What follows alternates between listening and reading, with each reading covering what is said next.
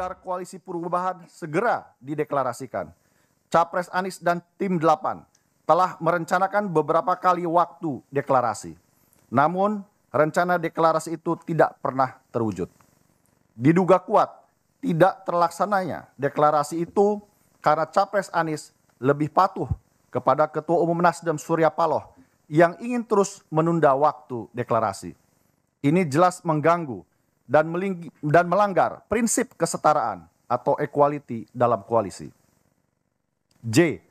Tim 8 bersepakat berdasarkan desakan yang makin kuat dari masyarakat tentang kepastian berlayar atau tidaknya koalisi ini, maka waktu menjadi hal yang esensial. Terkait dengan waktu deklarasi ini, juga telah dikomunikasikan kepada Ketua Umum Partai Nasdem Surya Paloh pada hari Kamis tanggal 24 Agustus 2023, kepada Ketua Majelis Tinggi Partai Demokrat SBY pada hari Jumat tanggal 25 Agustus 2023, dan kepada Ketua Majelis Suro PKS Salim Segaf Al-Jufri pada hari Sabtu tanggal 26 Agustus 2023. Tentang penetapan waktu deklarasi ini, Surya Paloh menyerahkan sepenuhnya kepada tim 8. Sedangkan SBY dan Salim Segaf bersetuju untuk dilakukan percepatan deklarasi.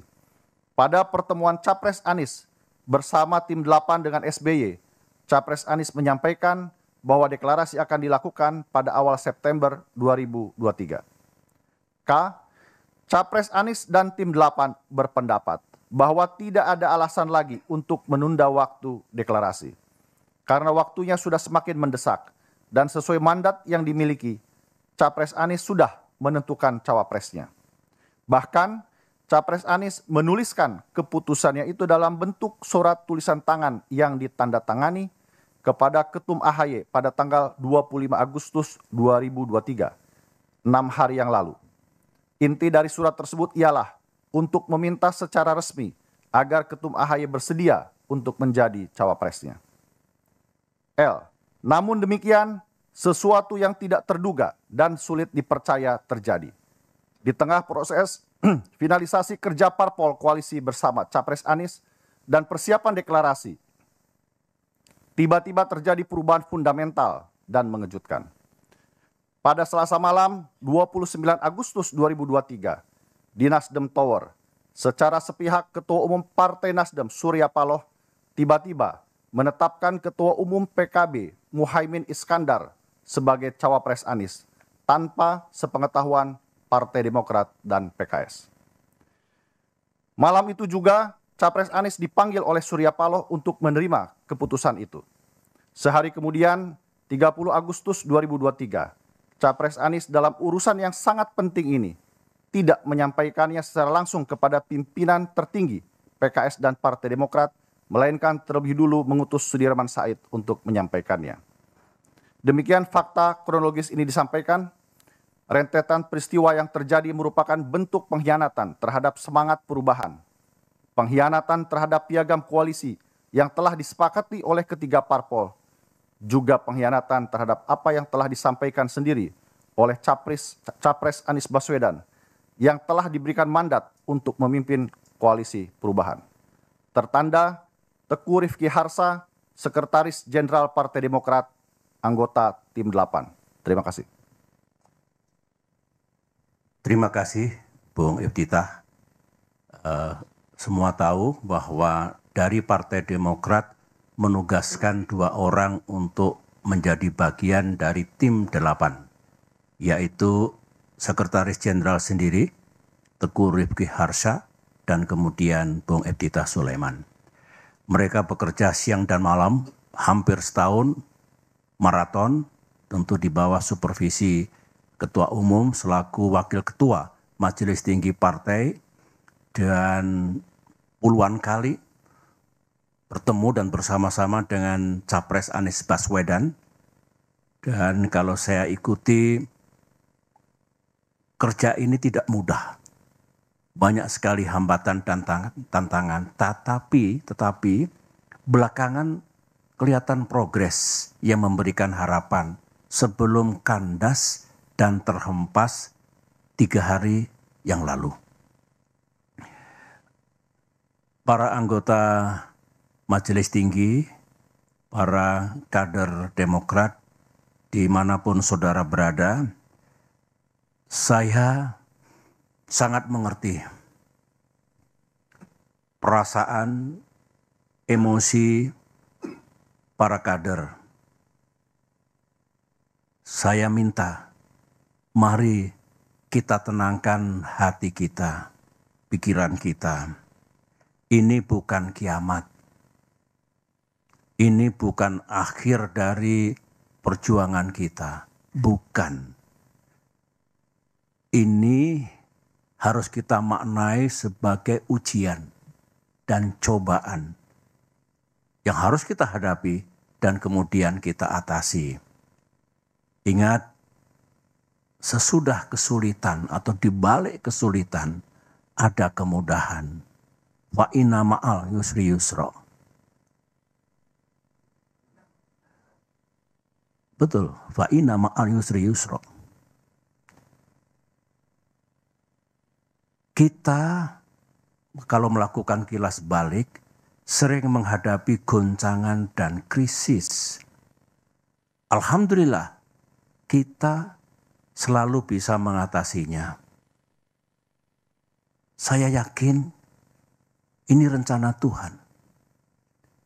Dan rencana Tuhan selalu lebih indah dari rencana manusia. Insya Allah kita akan mendapatkan yang lebih baik di masa depan. Di sisi lain, meskipun kita dibeginikan oleh Capres Anies dan mitra koalisi kita, tapi sesungguhnya kita harus bersyukur. Bersyukur kepada Allah Subhanahu wa Ta'ala, bersyukur kepada Tuhan yang Maha Kuasa. Mengapa? Ini alasan saya. Pertama, ya memang kita ditelikung dan ditinggalkan. Seperti ini. Sekarang, bayangkan kalau ditelikungnya kita ini, ditinggalkannya kita ini, 1-2 hari sebelum batas pendaftaran ke KPU. Bayangkan seperti apa. Kita masih ditolong oleh Allah.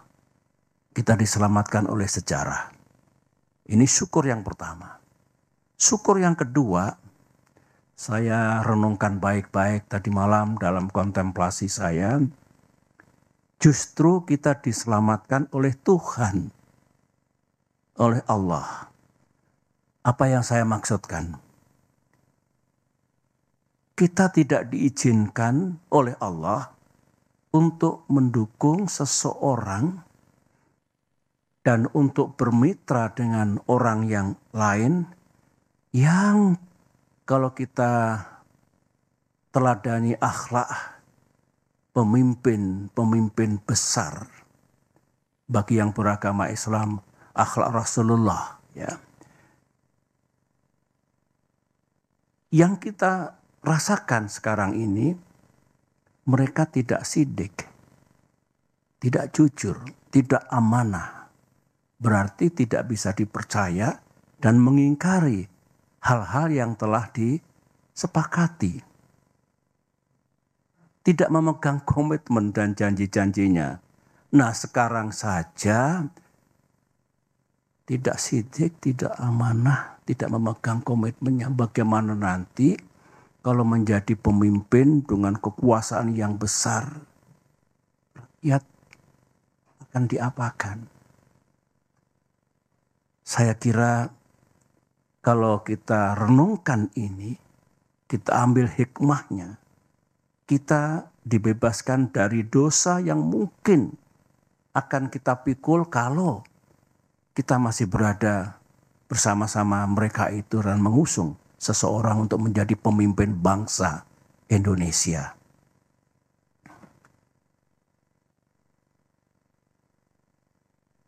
Selain itu, kita ternyata juga tidak diizinkan untuk berkoalisi dengan seseorang yang sejak awal sudah melanggar dan mengingkari kesepakatan. Tertulis dalam kesepakatan koalisi, menjunjung tinggi prinsip kesetaraan, equality, dan kesetaraan. Ulangi, kesetaraan, equality, dan keadilan. Saya ulangi. Bayangkan kalau di masa depan kita punya mitra koalisi yang tidak tunduk, tidak patuh pada kesepakatan yang kita buat bersama. Apalagi kalau mendikte, mengatur yang lain, termasuk capres, memaksakan kehendak, dan tidak menganggap yang lain, saya kira bukan itu koalisi yang hendak kita bangun. Sebagaimana pengalaman pribadi saya, bersama-sama dalam koalisi selama 10 tahun, yang menjunjung tinggi prinsip dan nilai-nilai yang baik, utamanya kesetaraan dan keadilan. Sekali lagi, kalau kita bersyukur. Karenanya, mari kita hadapi semua ujian dan cobaan ini dengan tegar. Sambil berikhtiar, kita mencari jalan keluarnya. Insya Allah, Tuhan akan memberikan kita jalan terbaik ke depan ini. Para anggota Majelis Tinggi dan para kader yang saya cintai, ya, sebetulnya kalau jujur ya, saya pun tidak menyangka atas terjadinya kejadian itu 3 hari yang lalu itu.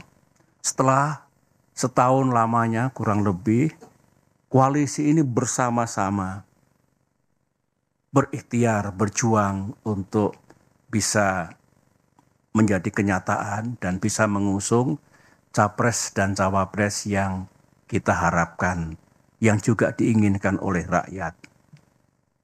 Tiba-tiba terjadilah peristiwa 3 hari yang lalu itu. Kalau saya harus berterus terang, sebetulnya saya tidak naif ya. Saya juga mengerti politik. Saya pernah menjadi capres 2 kali. Saya pernah bersama-sama membangun koalisi dengan mitra. Dan tidak ada yang saya rasakan seperti yang terjadi 3 hari yang lalu itu. Saya mengerti, ya kita semua mengerti, politik itu memang ya penuh strategi, penuh siasat, penuh taktik, caranya banyak. Tetapi saya tidak menyangka kalau tindakan itu sejauh ini, menurut saya melebihi batas kepatutan, moral dan etika dalam politik. Iya kasar. Ya. Kalau bisa menggunakan istilah bahasa Inggris, it is really ugly. Mudah-mudahan kita tidak melakukan perilaku politik seperti itu. Ada lagi yang bagus dalam sidang majelis ini saya ungkapkan ya. Sebenarnya beberapa teman sudah mengingatkan saya agak lama. Baik dari kalangan kader Demokrat maupun dari luar Demokrat. Begini, Pak SBY benar-benar percaya kepada orang itu atau kepada orang-orang itu. Saya jawab dengan praduga yang baik, prasangka yang baik, saya percaya. Teman itu mengatakan, ya silakan saja dilihat nanti. Yang penting saya sudah mengingatkan. Nah kalau saya ingat kembali, yang diingatkan teman-teman itu lebih dari satu. Keputusan sepihak kemarin itu, saya boleh mengatakan keputusan gelap seperti itu, tidak sesuai dengan rules kesepakatan. Ternyata atau barangkali mengandungi kebenaran. Anggaplah kita salah kali ini. Tetapi kita belajar. Mudah-mudahan kita tidak salah lagi ke depan. Dan mudah-mudahan dengan izin Allah dan ikhtiar kita, kita juga tidak kalah nantinya. Amin. Masih segar dalam ingatan saya, sebagaimana yang disampaikan Bung Iftitah tadi, di ruangan ini, saya duduk di sini, tanggal 25 Agustus 2023, berarti seminggu yang lalu, Pak Anies duduk di sini, dengan didampingi tim 8. AHY memang tidak selalu hadir. Anies menyampaikan kepada saya, didengar oleh semua, bahwa awal September ini, berarti hari-hari sekarang ini, akan mendeklarasikan koalisi ini dalam kapasitasnya sebagai capres. Berikut capres dan cawapres yang telah selesai diputuskan. 3 hari kemudian, 3 days later, sekarang ini, yang kita dapatkan sesuatu yang sangat mengejutkan itu. Dan saya ini orang tua, berapa kali Pak Anies datang ke sini dengan semangat yang luar biasa, kata-kata yang luar biasa baiknya. Di Cikias ini 2 kali, di Malang, di Pacitan. Dengan kejadian seperti itu, tidak ada satu kata pun yang disampaikan kepada saya. Dan tentu kepada Ketua Umum kita. Saya memang sebagai orang tua, kok jadi begini?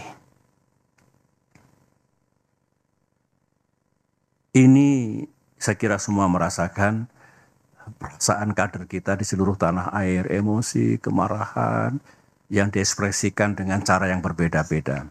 Nah, saya kebanjiran, tadi malam, 2 malam tuh sampai subuh di sini. Sejak pagi kita bekerja. Pesan datang dari mana-mana, baik dari kader maupun non-kader, dan rata-rata memang emosional, ya saya paham lah. Dari sekian banyak ribuan saya kira yang merespon, yang memberikan message itu, ada 2 yang menarik bagi saya. Ini kata-katanya kurang lebih seperti ini. Aku tahu politik itu memang banyak akalnya, tapi tak kusangka buruk banget ini. Korbannya AHY dan Demokrat. Begitu. Ada lagi komentar, ini Demokrat kena prank dari musang berbulu domba. Terus saya kok ingat, musang berbulu domba, ini kan peribahasa yang lama ini.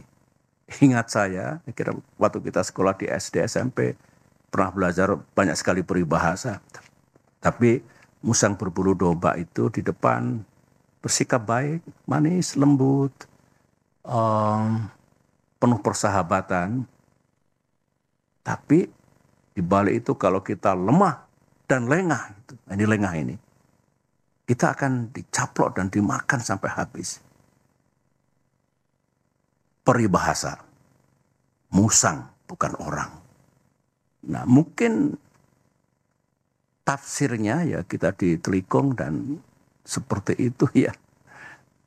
Seperti peribahasa ini. Saudara-saudara, saya mengajak pada forum yang penting ini dengan tenang dan dengan menggunakan akal sehat, pikiran yang jernih, mari kita telaah mengapa semuanya ini harus terjadi. Dan kita rasakan, kita alami, kita pikul. Mengapa Demokrat dan AHY setelah 2 tahun menghadapi gerakan pengambil alihan Presiden Muldoko harus mengalami yang begini lagi? Otak saya berputar, insting saya berbicara. To understand why. Orang bijak mengatakan selalulah mencari tahu what and why. Supaya how-nya itu menjadi tepat.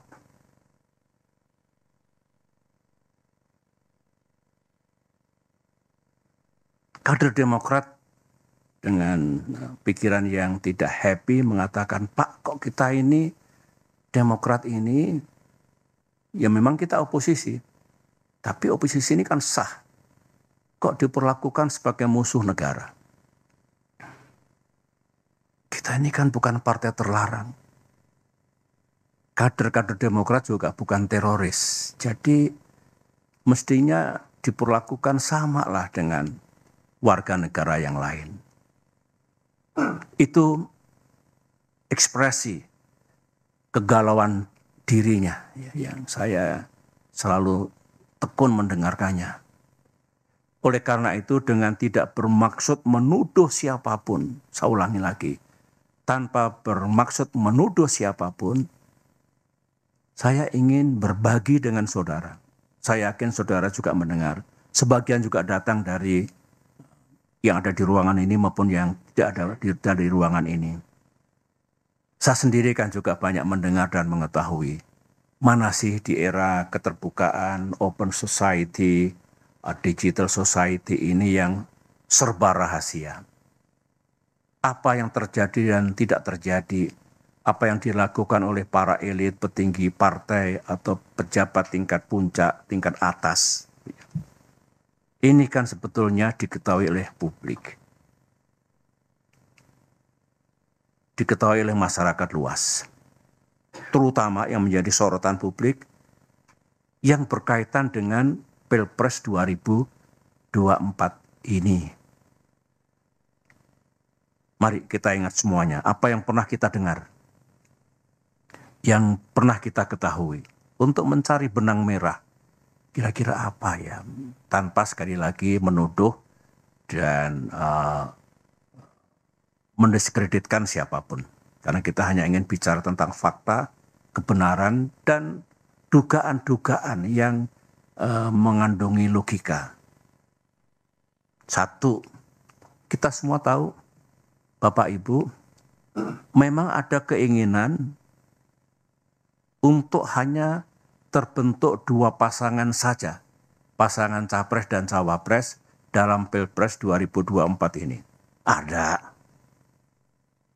Jangan ada dusta di antara kita, ada itu.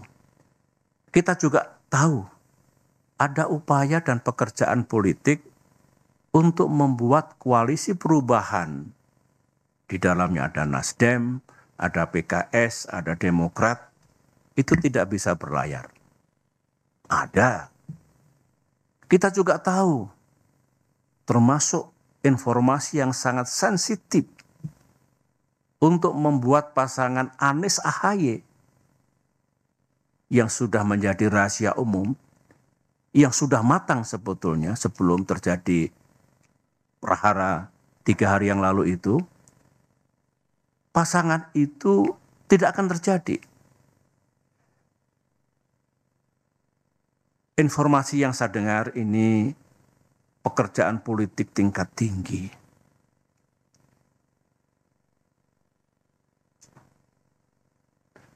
Ini bukan informasi, ini fakta. Benar ternyata Anies AHY yang hampir matang untuk diluncurkan dan banyak diketahui oleh masyarakat luas, itu terbukti bisa digagalkan. Melalui apa yang tadi itu yang diceritakan oleh Bung Iftithah melalui press release yang telah kita sampaikan.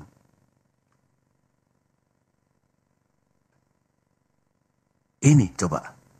Jadi informasi-informasi itu salah satu manifestnya yang terjadi betul ya ini.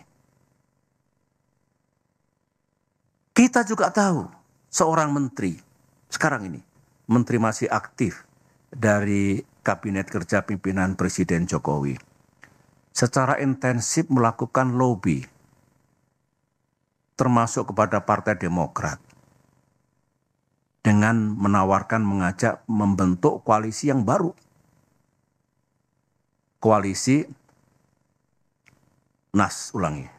Koalisi Demokrat, PKS dan P3.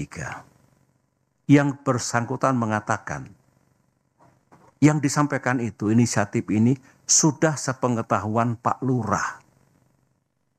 Kata-kata sang menteri. bukan kata-kata saya, kata-kata yang bersangkutan. Dari semua hal yang kita sudah tahu itu, bahkan sebagian bukan hanya informasi, tapi sudah menjadi kenyataan, jadi fakta, kita mulai tertarik dengan informasi yang lain.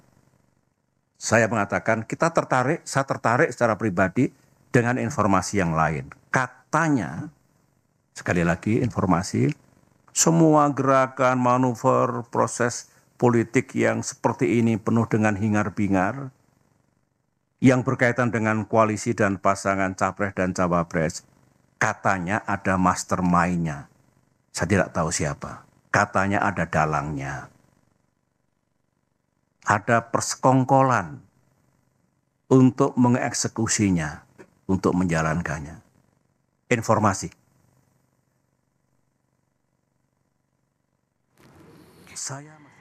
Itulah respon dari Ketua Majelis Tinggi Partai Demokrat Susilo Bambang Yudhoyono menanggapi dugaan kuat Muhaimin Iskandar, Ketua Umum PKB, akan menjadi bakal calon wakil presiden pendamping bakal capres dari Koalisi Perubahan untuk Persatuan, Anies Baswedan.